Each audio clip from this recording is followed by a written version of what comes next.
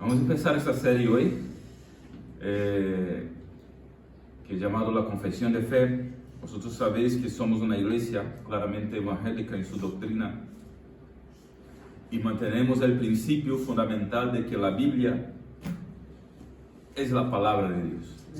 Amén. Y de ella sacamos pues nuestra confesión de fe. ¿Qué es una confesión de fe?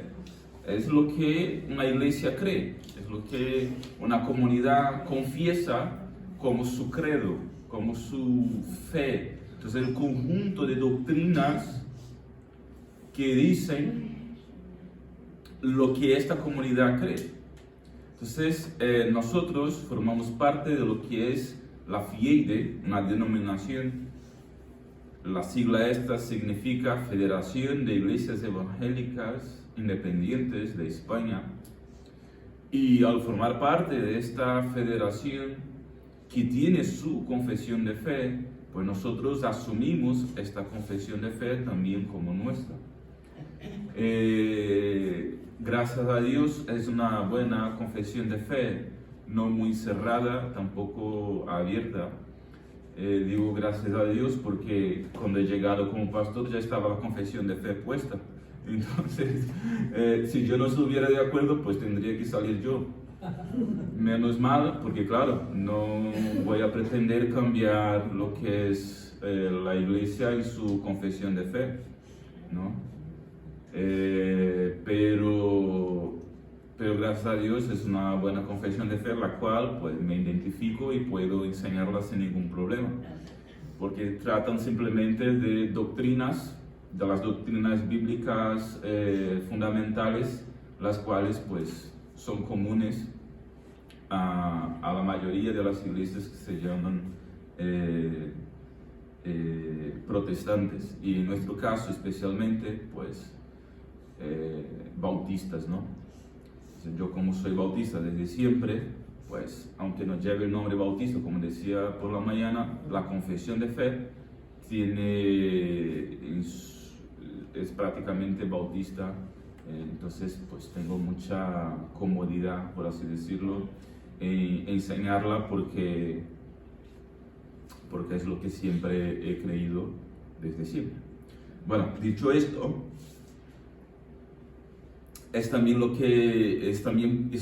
forma parte también del cursillo que damos a todos los nuevos candidatos al bautismo y también a aquellos que quieren ser miembros de la iglesia. Eso no es todo el cursillo, pero forma parte del cursillo enseñar lo que es la confesión de fe nuestra pues a cada uno, ¿no?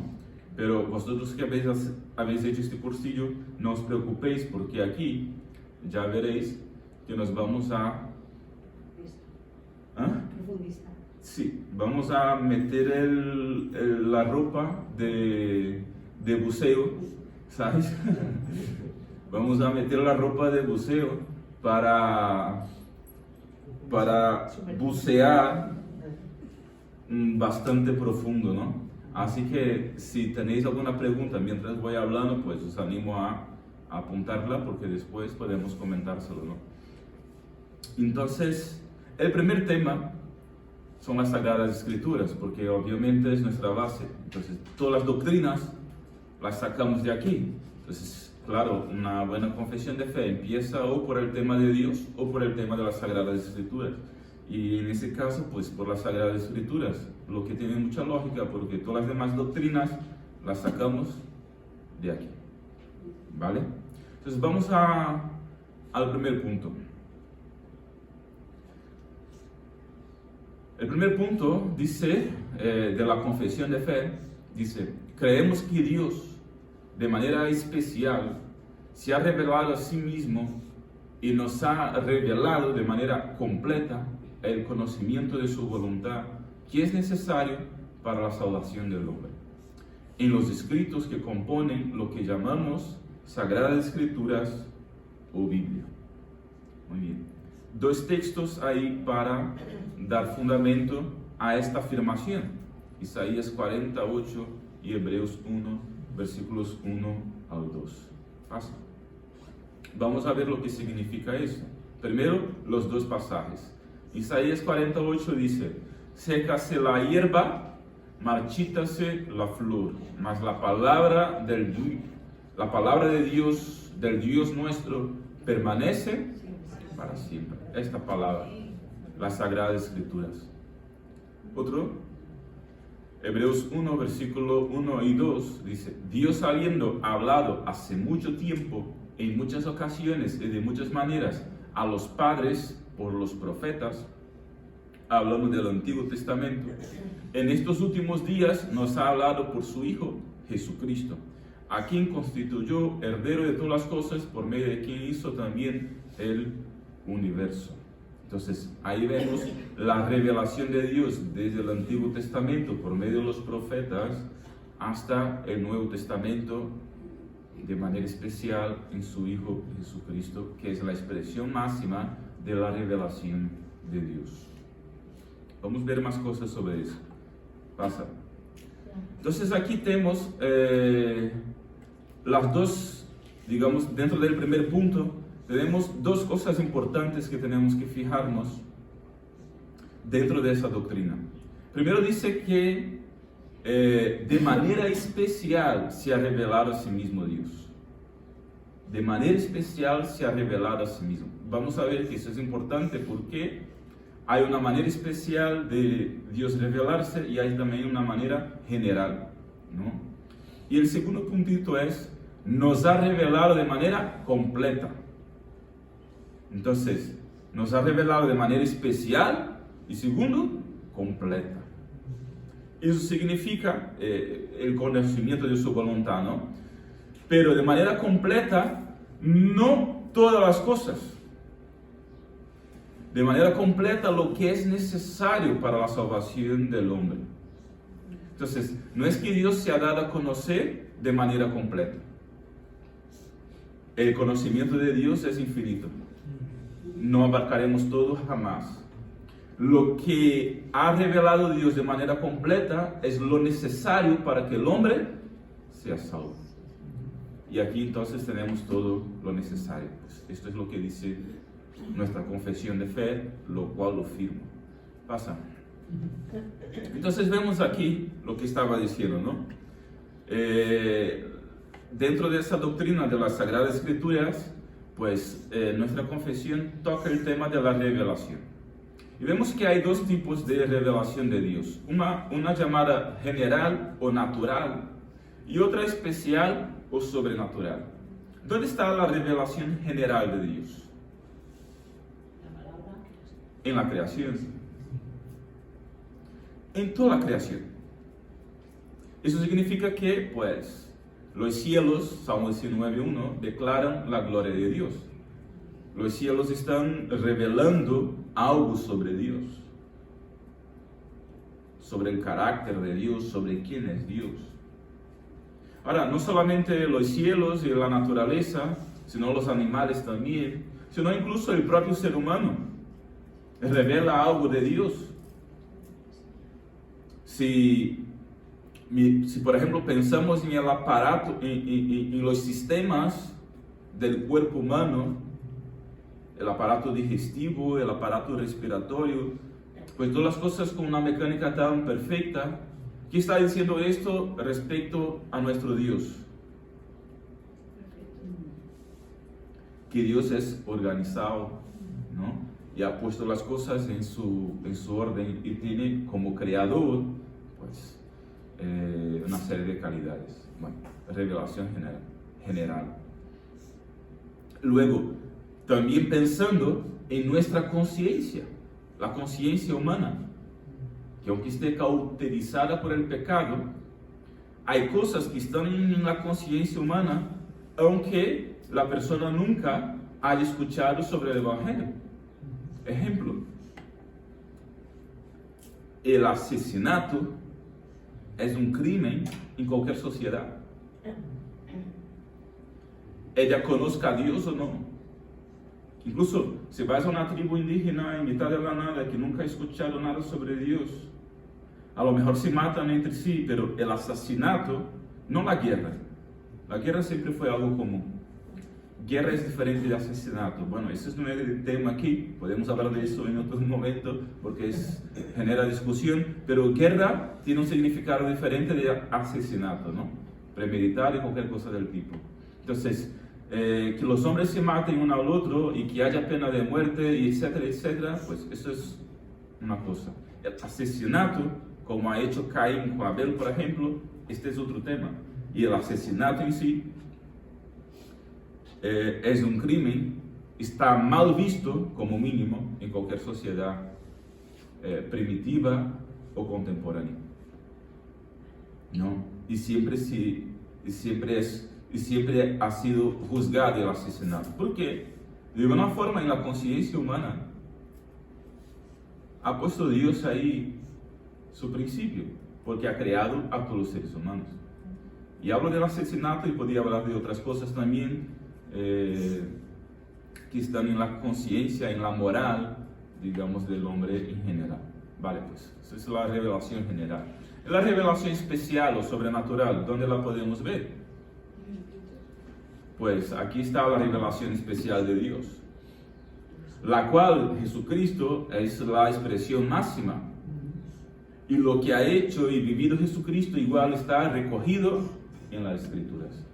Entonces, Jesucristo es la revelación especial de Dios, culminando la revelación especial que Dios ha empezado a dar al elegir el pueblo de Israel, ¿no? Y luego, pues, se ha cerrado la revelación en el primer siglo, al escribir los apóstoles del Señor, pues, su palabra, y luego la tenemos recogida aquí en las Escrituras. Pasa. Entonces, un ejemplo de revelación general en las Escrituras. Los cielos proclaman la gloria de Dios y la expansión anuncia la obra de sus manos. Mas por toda la tierra salió su voz y hasta los confines del mundo sus palabras. Hasta los confines del mundo sus palabras. Dios se revelando de manera general a todos los hombres. Pasa.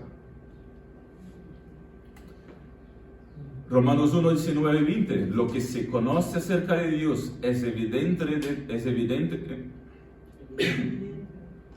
Estoy mal de la garganta, perdóname.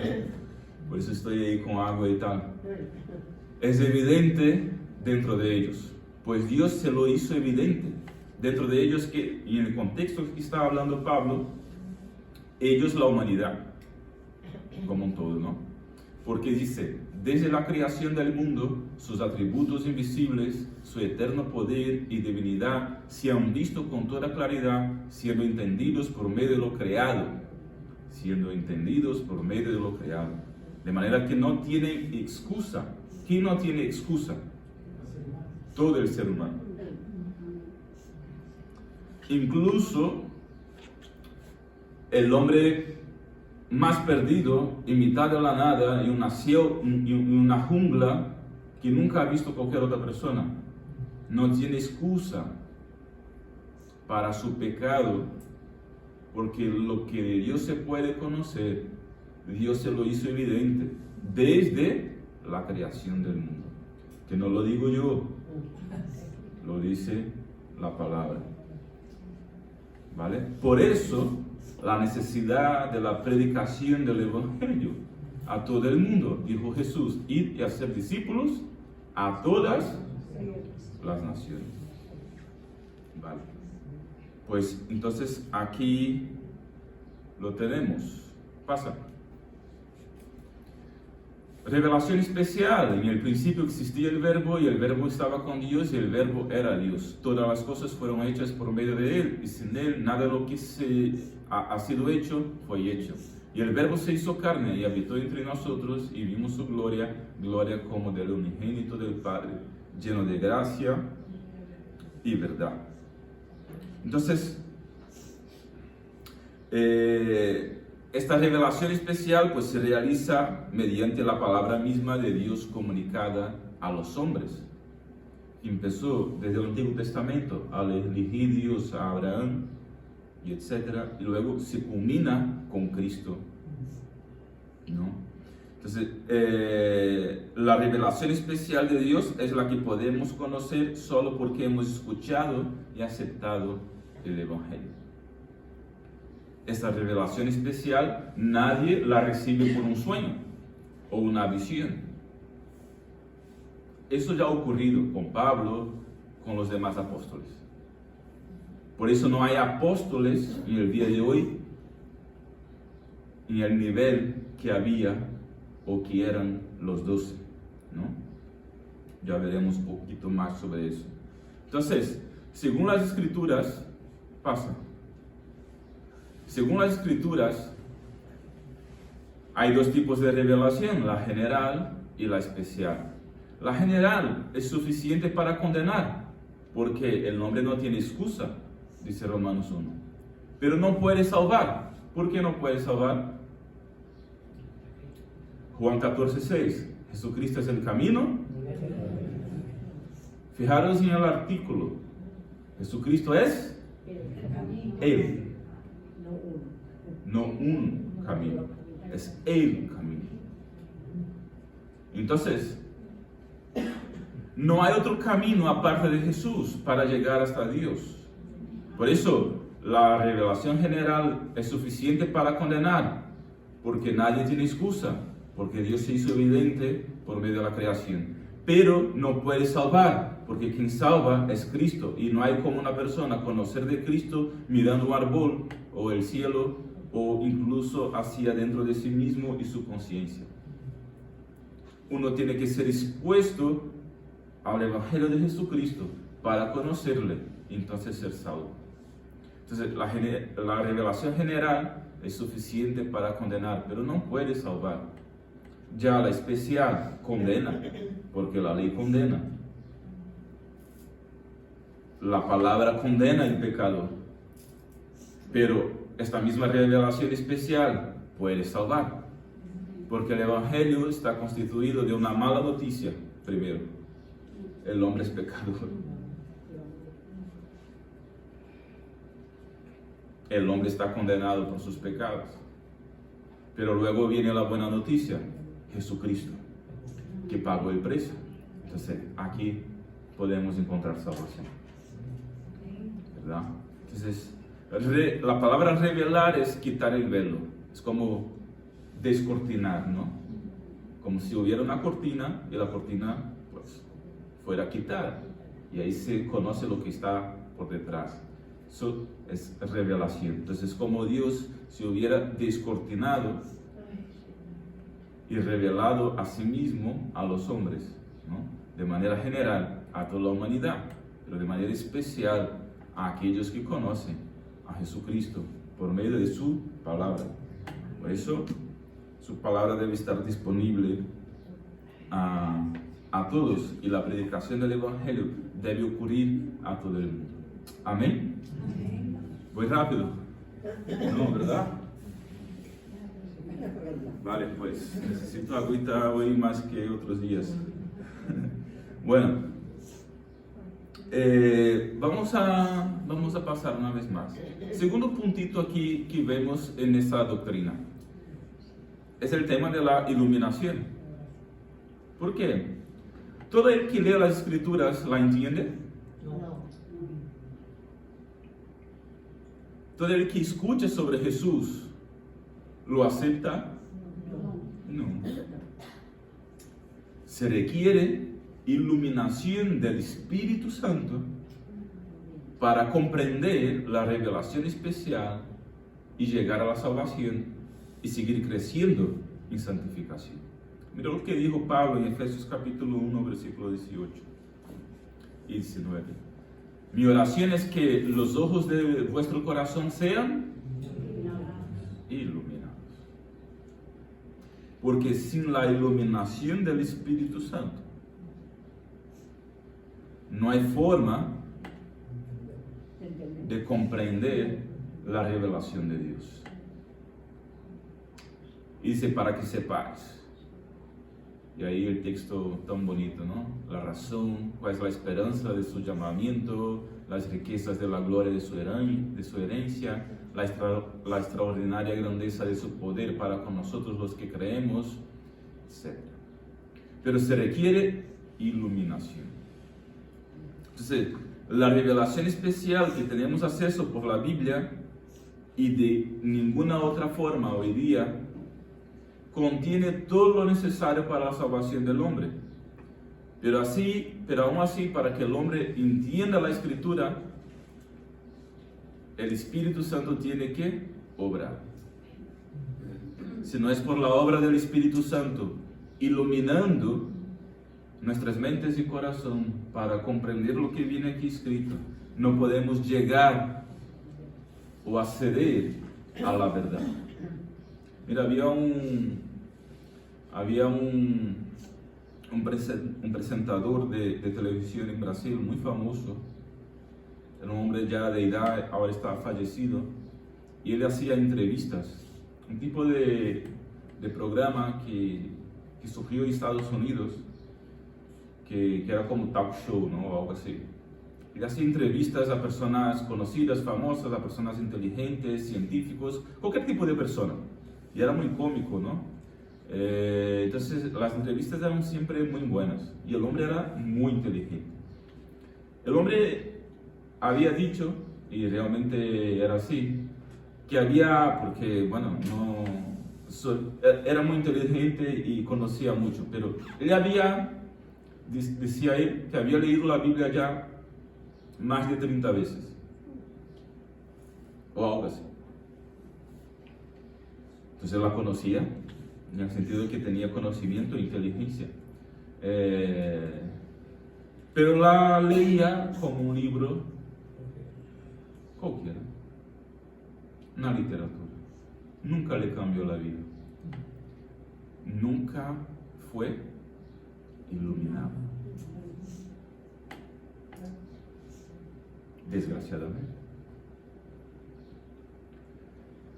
Entonces, esta palabra iluminar significa despedir luz. Es el acto por el cual Dios nos abre los ojos del Espíritu para que podamos entender verdades cuyo profundo sentido no está patente, no está en la superficie. Porque este libro, mis hermanos, aunque cualquiera pueda leer como un libro cualquiera, este libro no es simple literatura, es verdad de Dios. Pero para que se comprenda como se tiene que comprender, se requiere iluminación del Espíritu, porque si no, para cualquiera será simplemente otro libro. Pasa. Otro texto, 2 Corintios 2, versículos 10 al 12. Pero Dios nos las reveló a nosotros por el Espíritu, porque el Espíritu todo lo escudriña, aún lo profundo de Dios. ¿Por qué? ¿Quién de los hombres sabe las cosas del hombre, sino el Espíritu del hombre que está en él? Así tampoco nadie conoció las cosas de Dios, sino el Espíritu de Dios. Y nosotros no hemos recibido el Espíritu del mundo, sino el Espíritu que proviene de Dios, para que sepamos lo que Dios nos ha concedido. Podemos saber lo que Dios nos ha concedido solamente por la actuación del Espíritu de Dios, el Espíritu Santo de Dios. Ese es el tema de la iluminación. Pasa. Vale, pues vimos el primer apartado de la confesión de fe. Ahora vamos al segundo apartado ahí de la confesión de fe. Dice, creemos que la Biblia está ahí subrayado, ¿no? Es la palabra de Dios. Digo, es importante esto, ¿por qué? Porque es diferente de contener. La Biblia no contiene la palabra de Dios solamente. La Biblia es la propia palabra de Dios. ¿Cuál es la diferencia? Si algo contiene la palabra de Dios, pues bien, contiene la palabra de Dios y puede contener otras cosas también, ¿verdad? Pero cuando digo que la Biblia es la palabra de Dios, estoy diciendo que cada palabra, todas las palabras, fueron inspiradas por Dios y son la palabra de Dios. Dice, escrita por hombres divinamente inspirados y por tanto libre de error en sus escritos originales. Así que esta es una confesión de fe fundamentalista, no liberal. Son dos conceptos distintos. El liberalismo teológico no cree en la inerrancia de las escrituras, es decir, que la Biblia no tiene error, no cree en su inspiración total, cree apenas en partes de la Biblia, ¿no? Nosotros somos fundamentalistas en el sentido que la Biblia es nuestro fundamento total y completo. La Biblia toda es la palabra de Dios. Cuando digo somos fundamentalistas, no significa que somos radicales del tipo religioso que sale por ahí con una bomba, ¿me explico? Fundamentalistas en el sentido de que tenemos este libro como fundamento completo y total, único y exclusivo. En ese sentido utilizo este término. Los libros habitualmente llamados apócrifos, veremos lo que es esto, no son divinamente inspirados y no forman por tanto parte del canon, vamos a ver lo que significa esa palabra, de las Sagradas Escrituras. Pasamos. Entonces, 4 cositas aquí en este apartado. 4 cositas aquí. Primero, la Biblia es la palabra de Dios, lo que había subrayado ya. Segundo, escrita por hombres divinamente inspirados, pues vamos a profundizar en lo que significa la inspiración, ya. Libre de error en sus escritos originales, pues también vamos a profundizar un poquito más en lo que significa la inerrancia y la infalibilidad de las escrituras en sus escritos originales. Vamos a ver lo que significa eso. Y cuarto, vamos a ver el tema de los apócrifos y del canon. A ver si nos da tiempo. Pasa. Vale, y el tercer apartado de esta confesión de fe sobre las Sagradas Escrituras dice: creemos que la Biblia tiene suprema autoridad. Ese es el punto aquí. En cuestiones de fe y de moral. Y que ella misma es la norma infalible para su propia interpretación. Dos cosas importantes aquí: suprema autoridad sobre cuestiones de fe y moral. Segunda cosa importante aquí: norma infalible para su propia interpretación. Dice: no concedemos pues autoridad alguna aparte de las Sagradas Escrituras a la llamada tradición eclesiástica o a supuestas nuevas revelaciones del Espíritu. Muy importante. Por eso está subrayado. Nada ha de ser añadido o quitado de las Sagradas Escrituras, como dice Apocalipsis 22, versículo 18, y los demás pasajes de ahí también. Pasa. Entonces, 3 cositas aquí importantes: suprema autoridad, cuestiones de fe y moral. Segundo, la tradición eclesiástica y las supuestas revelaciones, pues no tiene autoridad para nosotros. Y tercero, tiene autoridad para un segmento de las iglesias llamadas cristianas, las cuales la protestante, que somos nosotros, no están. Y tiene autoridad las revelaciones para algunos segmentos que se llaman cristianos, pero no para nosotros que nos llamamos cristianos, protestantes. Ya veremos más sobre eso. Y tercero, la Biblia interpreta la propia Biblia, ¿no? Eso es lo que significa la Biblia ser la norma infalible para su propia interpretación. Vale, pues empezamos a profundizar aquí en esas cosas que hemos visto en la superficie, ¿vale? Pasa. Primero, inerrancia e infalibilidad de las Escrituras. Qué palabrita, ¿no? Simplemente quiere decir que la Biblia es infalible o no puede fallar, no tiene error, no se equivoca, no yerra, ¿no? Son 2 conceptos ahí parecidos, pero no son sinónimos. Cuando la Biblia cuando decimos que la Biblia es inerrante, afirmamos que no contiene ningún error, pero cuando decimos que es infalible, afirmamos que no puede errar. Lo cual es mucho más. En efecto, cuando decimos que alguien no yerra, no por eso aseguramos la imposibilidad de que yerre. Pero cuando decimos que es infalible, nunca va a llegar exactamente. Entonces, es importante señalar aquí que todos los estudiosos que defienden estas doctrinas de la inerrancia y la infalibilidad se refieren al texto original. Y por lo tanto puede haber errores en todos los manuscritos, copias o traducciones para los distintos idiomas. A ver, puedes buscar cualquier estudioso, cualquier comentarista, cualquier teólogo, cualquier uno, de todos los segmentos protestantes. Todos ellos van a decir lo mismo. La Biblia es inerrante e infalible en sus escritos originales. ¿Sabes cuáles son los escritos originales? La Biblia está escrita primero, el Antiguo Testamento, en hebreo y algunas partes en arameo. Y luego el Nuevo Testamento en griego. Y luego lo que tenemos no son los originales. ¿Sabéis de eso? Lo que tenemos a día de hoy son copias. Tenemos los escritos originales, pero los escritos originales que tenemos en los museos, en los lugares guardados, son copias de copias de copias del escrito original. Es decir, la carta o el pergamino al cual Pablo allí escribió, hombre, se perdió. Y el sentido de que el material se pierde, ¿me explico? Por eso se copiaba. Porque se descompone. No era material que aguantaría 2000 años. ¿Estamos? O en el caso del Nuevo Testamento, 1000 años.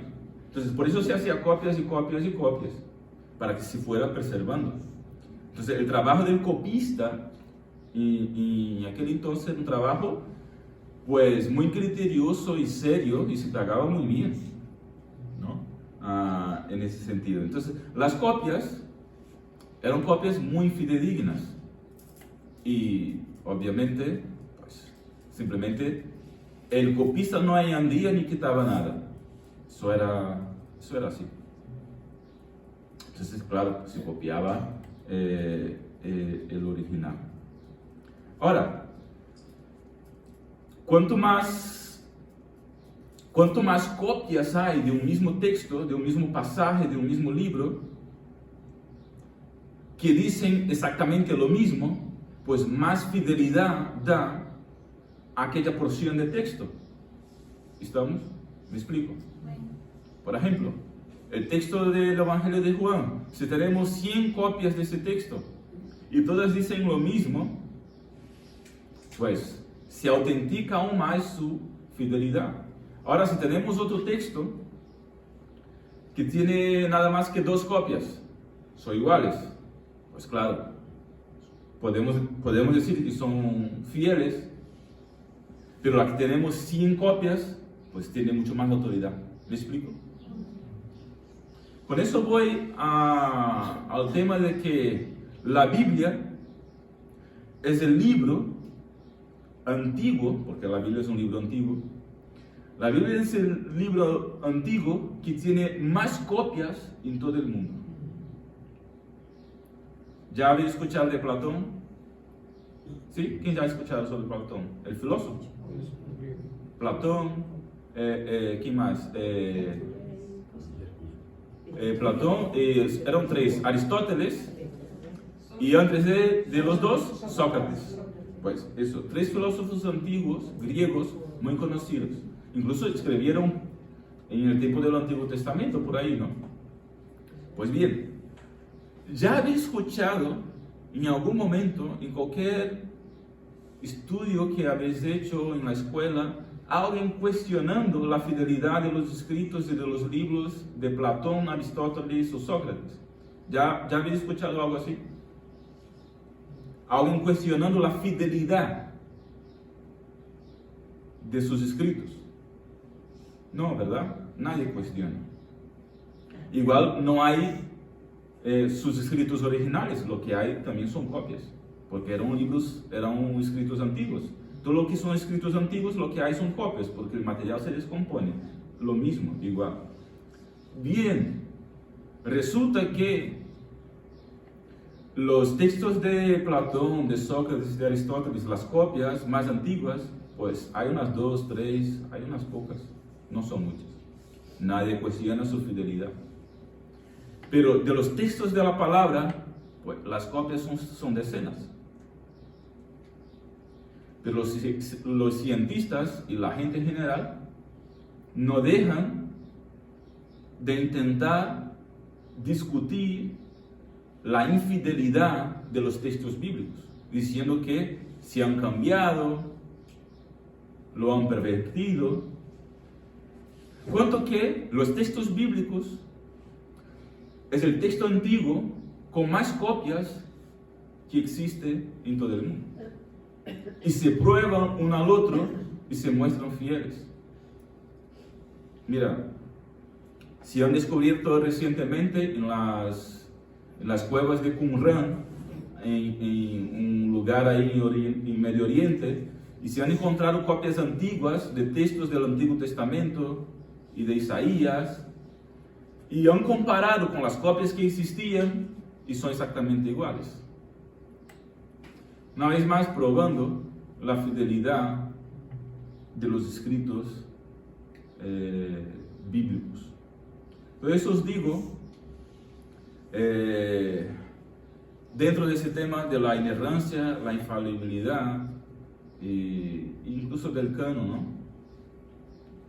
Ya veremos lo que es el canon, pero para decir que realmente podemos confiar en lo que aquí viene puesto, porque es una traducción, igual que hay traducción para el portugués, para el español, para el inglés. Podemos tener acceso al texto original, que es el griego, y por más variaciones que hayan, muy pocas, pues no tienen ninguna influencia en lo que es la esencia del texto sagrado, de manera que podemos confiar. Entonces, eso. Pero claro, hay un grupo de teólogos más liberales que no creen en esas doctrinas. Yo soy de los otros, y nuestra iglesia es de los otros que creen en la inerrancia y la infalibilidad de las escrituras, por dos razones: por su autoridad, porque viene de Dios, y por su inspiración. Pues vamos a ver esos dos temas, ¿no? Pero antes, deciros también que, por ejemplo, la Iglesia Católica Romana cree más que eso, cree también en la infalibilidad de del Papa, por ejemplo, que el Papa es infalible, y que cuando habla algo es infalible mientras esté hablando en nombre de su oficio, ¿no? En el ejercicio de su oficio. Y por eso los concilios ecuménicos son tenidos como normas para la Iglesia Católica, lo que se conoce como tradición eclesiástica. Para nosotros no es así. Los hombres, no importa dónde hablen o dónde escriban, son falibles y pueden cometer errores. Para nosotros, lo único que no hay error es esto. Amén. Perdona si soy un poquito ahí, no sé, un poquito técnico, voy a algunas otras áreas, pero como estaba diciendo, pues quiero profundizar en estos temas, ¿vale? Muy bien, pasa. Entonces vamos al tema de la inspiración. Y creemos en la inspiración verbal y plenaria. ¿Qué significa esto? Pues vamos al primer texto, 2 Timoteo capítulo 3, versículo 16. ¿Quién puede leer bastante fuerte? Manolo, tú mismo. Toda escritura es inspirada por Dios y útil para enseñar, para reprender, para corregir, para instruir en justicia, a fin de que el hombre de Dios sea perfecto, equipado para toda buena obra. Vale, pues gracias. La palabra inspirar viene del latín inspirare, que significa soplar adentro de algo, o respiración. Tiene un significado un poco diferente del nuestro, porque cuando pensamos en inspirar, pensamos en esto, ¿no? Pero el significado original tiene más que ver con soplar. Entonces, es la palabra que se suele utilizar para traducir la palabra griega theopneustos, que es la palabra que aparece ahí, inspirada, en 2 Timoteo capítulo 3, versículo 16, y también otro texto que vamos a ver pronto en 2 de Pedro. Entonces, es como una influencia sobrenatural ejercida por el Espíritu Santo sobre hombres divinamente escogidos, en virtud de la cual sus escritos son fidedignos y autoritarios, como siendo palabra de Dios. Tres cosas o tres palabras que debemos señalar aquí en ese texto dentro de nuestro estudio. La primera es la palabra toda, que en griego es pasa.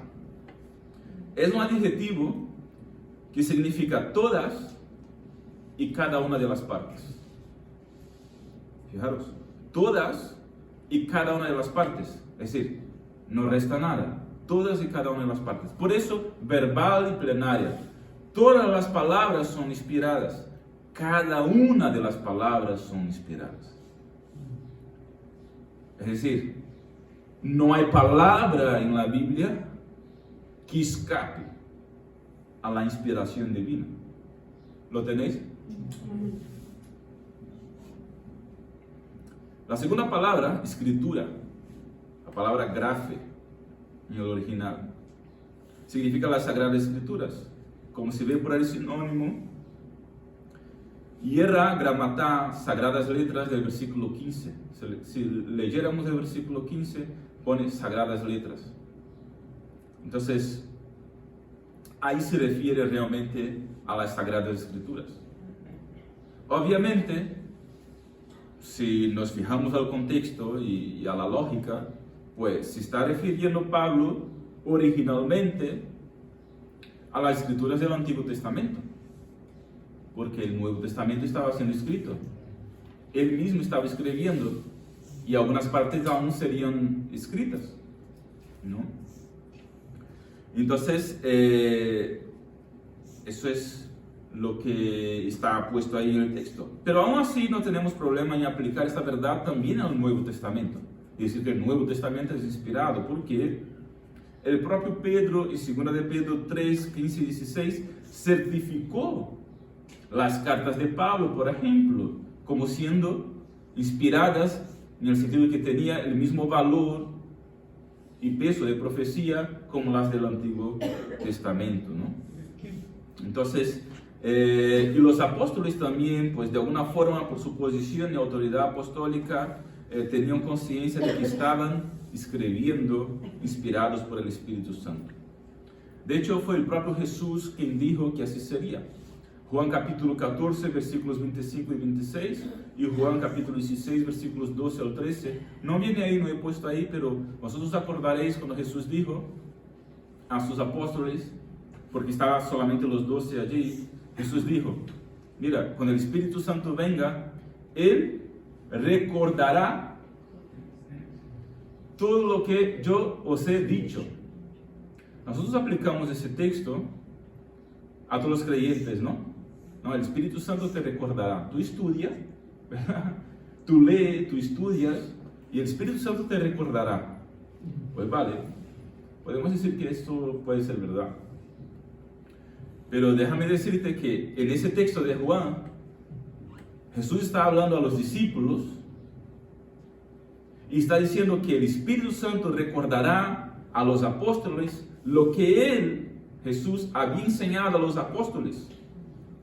Yo pienso, junto con muchos otros estudiosos, que a lo que se refiere el texto es que el Espíritu Santo iba a guiar a los apóstoles para escribir lo que Jesús había enseñado, es decir, el Nuevo Testamento. Que el Espíritu Santo te recuerde algo, pues claro, genial, te recordará. Pero el texto, más bien, en su original, posiblemente quería decir que los apóstoles tenían de parte de Jesús una autoridad especial que vendría por el Espíritu Santo para escribir, para compartir con los demás lo que Jesús había enseñado a ellos los 12. ¿Estamos? Vale. Entonces, vale. Tercera palabra, dice la palabra toda, ¿no? La palabra escritura. Y la tercera palabra, la palabra inspirada, que en griego es theopneustos. Significa respirada, o más bien soplada por Dios. Es el significado más literal, o más literal no, más original, ¿no? Soplada por Dios. Por tanto, investida de la autoridad y la infalibilidad de Dios. Porque si fue Dios quien sopló, ¿quién es Dios? Dios es verdad. Dios es perfecto. Dios no yerra. Entonces, si estamos diciendo que Dios sopló toda y cada una de las palabras, ¿qué es lo que significa la palabra toda? Pues, Él sopló. Él es perfecto. Él sopló toda y cada una de las palabras. Pues entonces, no puede haber errores. No puede haber errores. Y lo que viene aquí tiene que ser infalible en el sentido de que Dios no puede fallar.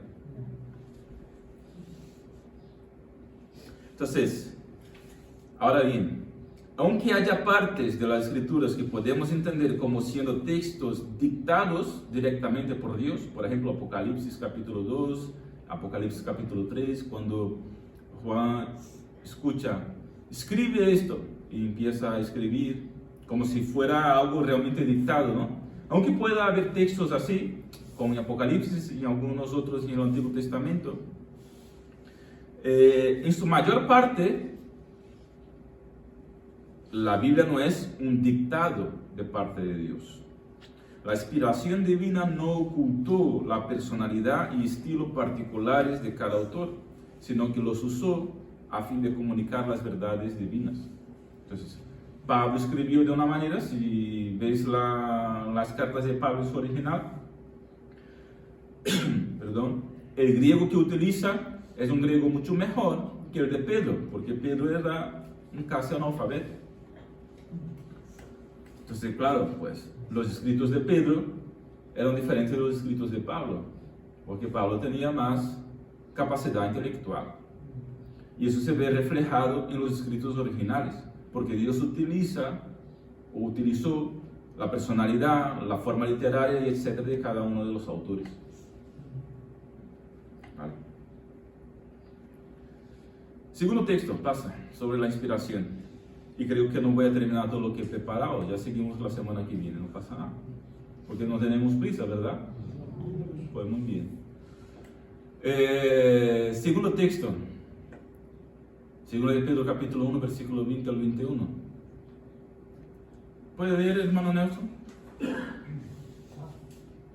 Ante todo, sabed esto, que ninguna profecía de la Escritura es asunto de interpretación personal, pues ninguna profecía fue dada jamás por un acto de voluntad humana, sino que hombres inspirados por el Espíritu Santo hablaron de parte de Dios. No fue traída jamás una profecía por voluntad de un ser humano, sino que fueron llevados por el Espíritu Santo. Ahí se traduce como inspirados, pero ya no es la misma palabra aquí, ya no es theopneustos, es otra palabra que debiera ser traducida como llevados, como si el Espíritu Santo llevara la persona. Entonces, la profecía a la que Pedro alude aquí es profecía de la Escritura, como vemos ahí, ¿no? Versículo 20, ninguna profecía de la Escritura, es asunto de interpretación personal. Es decir, no era una cuestión de los hombres que escribieron. No estaban pensando en sí mismos. Dios los llevó, los movió. El Espíritu Santo los guió. No era basado en interés personal. Aunque uno de ellos pudiera pensar, el Espíritu Santo estaba moviendo. Esa es la idea aquí. Entonces, esa profecía de la que estamos tratando nunca fue traída, es decir, nunca irrumpió porque lo quisiera un hombre, ya que no se hace por la forma personal como entiende las cosas el profeta. Los profetas no hablaron de su propia iniciativa, sino guiados, movidos, llevados por el Espíritu Santo. Hablaron de parte de Dios, dice, ¿no? Llevados por el Espíritu Santo, hablaron de parte de Dios, no de sí mismos, para expresar lo que Dios quería. Eso nos lleva al punto siguiente, la extensión de la inspiración de la Biblia.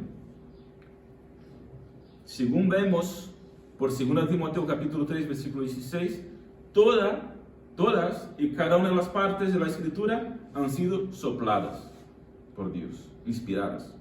Y ahora, los autores sagrados no eran autómatas, no eran máquinas de escribir dictado. Eso no es el concepto, ¿no? Ya hemos visto. En la que cada escritor entonces tiene un estilo peculiar, una forma de escribir, tal y cual. Entonces, en el acto de la inspiración, el Espíritu Santo movía las facultades racionales de cada uno de los escritores, su memoria, su entendimiento, su voluntad.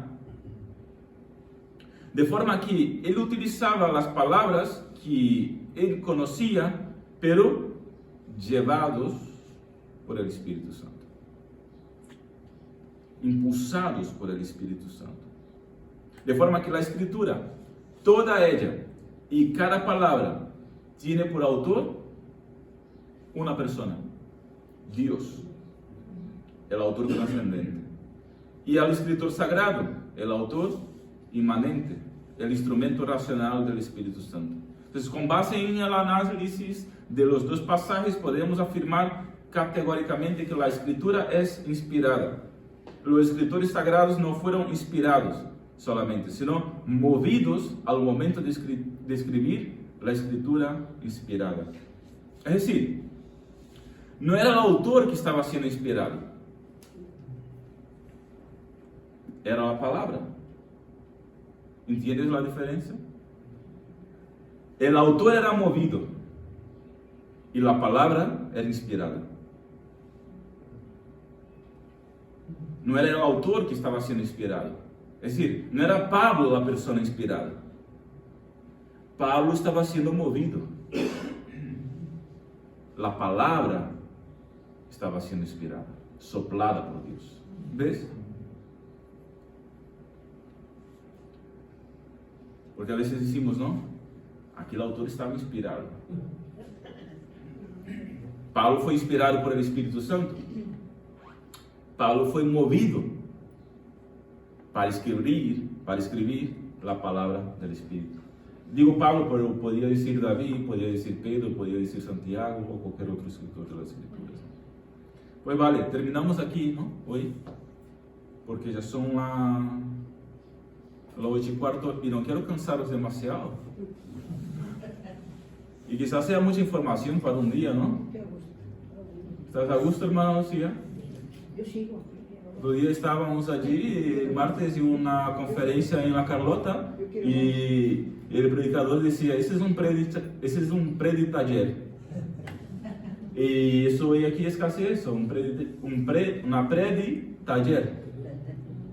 Así que, ¿alguien tiene alguna pregunta, algún comentario que decir sobre esos temas que hemos visto? ¿Por qué hay quien piensa que no es solo la Escritura, la autoridad? ¿Por qué? Pues, pregunta porque no hemos escuchado aquí, hermano.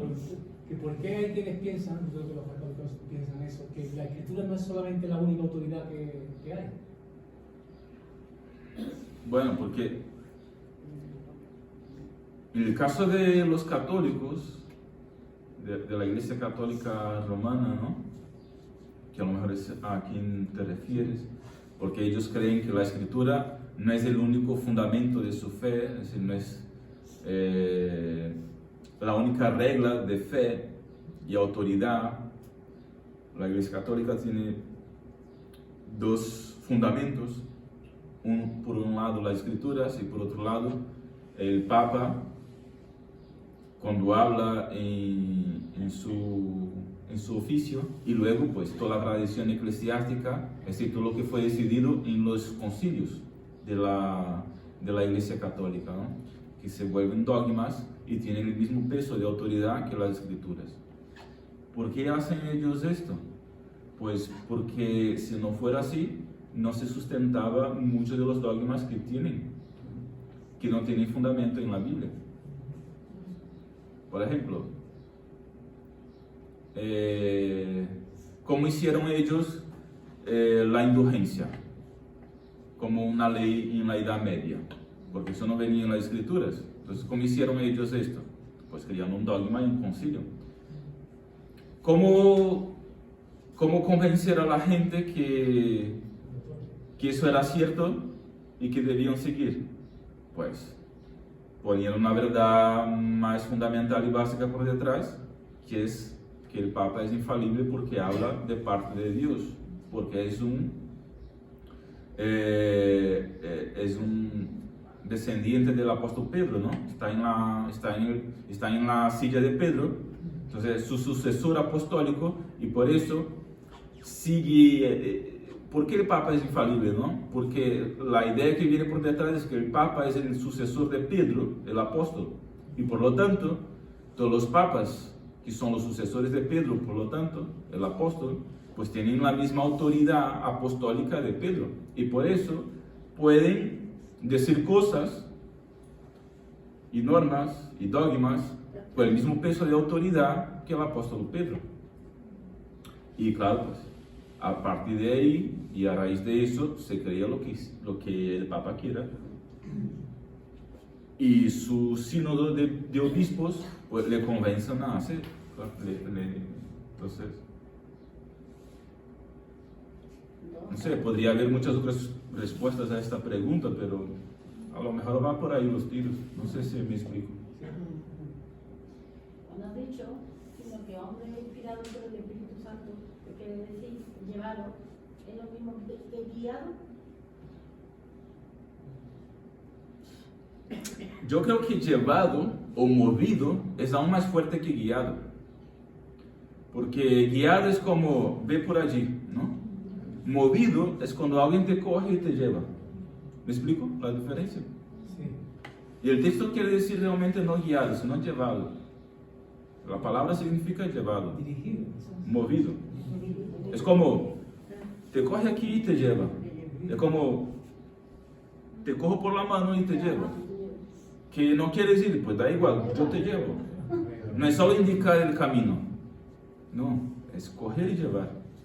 Entonces, los autores fueron llevados por el Espíritu Santo a escribir las Escrituras Sagradas. Lo que el significado más bien de la palabra es ese. Sí. Algo del canon dijiste que ibas a explicar. Sí, no me dio tiempo. Lo tengo aquí, no me dio tiempo. Pero la semana que viene lo diré porque... Sincero, en una congregación que el Espíritu Santo parece que está ausente porque ni se menciona. Sí. No comprendo la pregunta. En una congregación Sí. ha explicado que para entender la iluminación, al leer la palabra, se necesita el Espíritu Santo. Sí, claro. Si no se tiene el Espíritu Santo, la interpretación es nula, Sí, porque es humana. está correcto. Entonces, en una congregación que el Espíritu Santo no se menciona o no se habla del Espíritu Santo, es como si eso estuviera era incompleto. A ver, no quiero meterme en ninguna congregación. Entonces, pero lo cierto es que una iglesia, para ser una iglesia cristiana, una iglesia, pues, digamos, sana en su doctrina, pues, digamos, tiene que haber un equilibrio en su enseñanza, ¿no? Es normal que durante un tiempo a lo mejor se enseñe una cosa, pero luego se enseña otra, entonces en algún momento se tendrá que hablar del Espíritu Santo, porque si no la balanza no se queda muy bien equilibrada, ¿no? Pero sí, las iglesias, pues, y los creyentes debemos aprender sobre la acción del Espíritu Santo en nuestras vidas. Y claro, forma parte de la Trinidad y tiene su ministerio, y su ministerio, una de las cosas importantes, ¿no?, o fundamentales de la obra del Espíritu Santo, del ministerio del Espíritu Santo en los días actuales, es la iluminación en la mente y en el corazón del incrédulo y del creyente para comprender la verdad de Dios. Jesús dijo, ¿no?, que cuando el Espíritu viniera, convencería del pecado, la justicia y el juicio. ¿Cómo convence el Espíritu Santo? ¿Dando una visión o un sueño a las personas? No. Convence iluminando a los oyentes o a los lectores en el entendimiento de las Escrituras. Por tanto, si se tiene fe, va acompañado, porque obviamente está el Espíritu Santo. El Espíritu Santo obra en la vida de la persona para que tenga fe, ¿sí? Entienda que necesite fe y que tenga fe, ¿sí? Ahora también, el hecho de no mencionar el nombre no significa que Él no esté actuando, eso también, ¿no? A lo mejor estoy predicando sobre Jesús, o cualquier persona está predicando sobre el Evangelio, no se menciona a lo mejor la palabra Espíritu Santo o la persona del Espíritu Santo, pero igual Él está actuando, porque se está predicando el Evangelio de Jesucristo, y el Espíritu Santo obra y convence al respecto del Evangelio, ¿no? Entonces, la predicación, el centro de la predicación, a ver, debemos enseñar sobre el Espíritu, debemos enseñar sobre el Padre, sobre diferentes temas, pero el centro de la enseñanza y la predicación es Cristo, es el Evangelio de Cristo. Entonces, de eso naturalmente se hablará más. Y luego el Espíritu Santo está actuando ahí, está obrando ahí para convencer, iluminando los corazones, las mentes de los oyentes. Y si el Espíritu es luz y te ilumina, te ve la oscuridad que tiene. Hombre. Entonces la persona que acepta al Señor y recibe el Espíritu ve su condición de pecador y se puede arrepentir y aceptarse, ¿no? Y Desde se luego, salva. exactamente. Entonces ese es el papel fundamental. Perfecto. Aunque luego te recuerdes que... Perfectamente. El Espíritu Santo lo primero que hace es hacerte ver que eres un pecador. Porque si uno no reconoce su pecado, no se arrepiente de él. Por eso, el primer punto de una predicación evangelística es: eres pecador. Corremos peligro cuando compramos un libro que aparentemente es cristiano, de un autor cristiano, que te habla mucho acerca de Dios, de la creación y todo, pero que no tiene apoyo bíblico. A ver, se puede leer cualquier cosa, ¿vale? A ver, cualquier cosa. Se puede elegir bien y leer cosas mejores, pero digamos que los libros están ahí y pueden ser leídos. Hombre, hay libros que se aprovechan más y libros que se aprovechan menos. Simplemente, no sé a qué autor te refieres, pero simplemente tener un poco de discernimiento para cosechar lo que es bueno. Porque los libros en general pueden ser muy buenos, pero no están inspirados. Ese es el punto, ¿no? Entonces, los libros, los comentarios, etcétera, etcétera, ayudan bastante. Todos ellos, pues genial. Pero no son la palabra de Dios. Luego coges el libro y la Biblia y lo vas comparando, ¿no? Cuán bíblico es y cuán bíblico no es. Y luego, pues, hay diferentes ahí podemos profundizar más porque hay diferentes vertientes y segmentos teológicos e interpretaciones y los libros tiran para lados diferentes a lo mejor. Pero bueno, hay que hacer como los de Berea, ¿no? Escudriñar y comprobar todo bajo la luz de la palabra. bajo la luz de las Escrituras. Eso. 8:30, terminamos. ¿Vale?